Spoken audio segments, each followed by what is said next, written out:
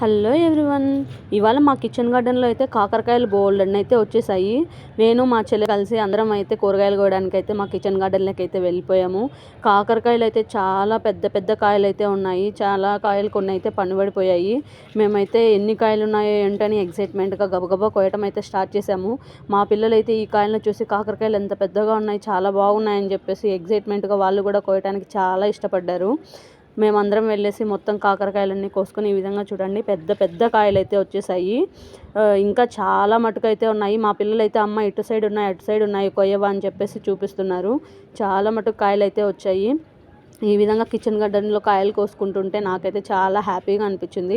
చాలా ఎక్కువగా అయితే వచ్చాయి. మొత్తం ఈ బుట్టి నిండా అయితే మాకైతే కాయలు వచ్చాయి. వీటిలో కొన్ని మా చెల్లి అయితే ఊరికి తీసుకెళ్ళింది, ఇంకా కొన్ని అయితే నేనైతే తీసుకెళ్ళాను. ఫైనల్గా మాకైతే ఈ బుట్టి నిండా కాయలు వచ్చాయి. మీకు కూడా ఈ విధంగా కిచెన్ గార్డెన్ పెంచడం, కాయలు కూరలు కోయడం ఇష్టమైతే కామెంట్ చేసేయండి.